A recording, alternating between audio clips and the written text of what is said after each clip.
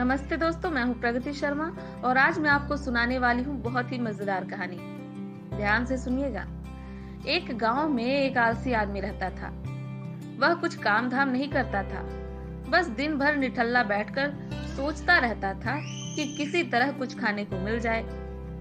एक दिन वह यूं ही घूमते घूमते आम के एक बाग में जा पहुंचा। वहां रसीले आमों से लदे कई पेड़ थे। रसीले आम देखकर उसके मुंह में पानी आ गया और आम तोड़ने वह एक पेड़ पर चढ़ गया।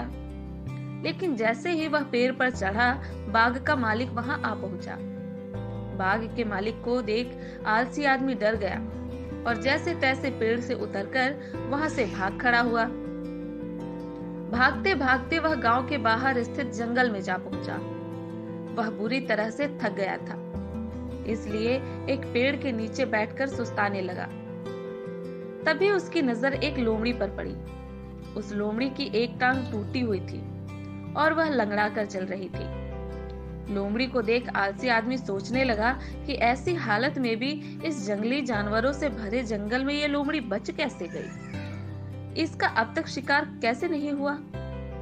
जिज्ञासा में वह एक पेड़ पर चढ़ गया और वहां बैठकर देखने लगा कि अब इस लोमड़ी के साथ आगे क्या होगा।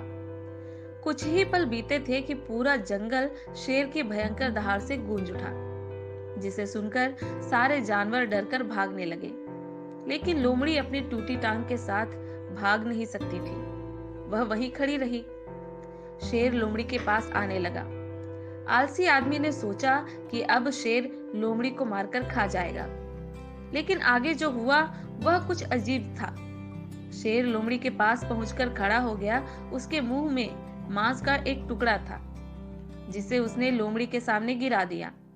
लोमड़ी इत्मीनान से मांस के उस टुकड़े को खाने लगी। थोड़ी देर बाद शेर वहां से चला गया। यह घटना देख आलसी आदमी सोचने लगा कि भगवान सच में सर्वे सर्वा है।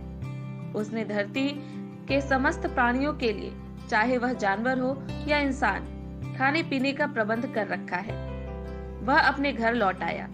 घर आकर वह 2 से 3 दिन तक बिस्तर पर लेटकर प्रतीक्षा करने लगा कि जैसे भगवान ने शेर के द्वारा लोमड़ी के लिए भोजन भिजवाया था, वैसे ही उसके लिए भी कोई न कोई खाने पीने का सामान लेकर आएगा।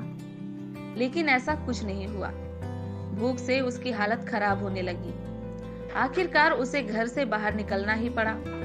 घर के बाहर उसे एक पेड़ के नीचे बैठे हुए बाबा दिखाई पड़े।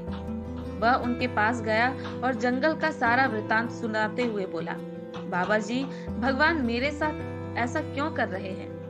उनके पास जानवरों के लिए भोजन का प्रबंध है, लेकिन इंसानों के लिए नहीं।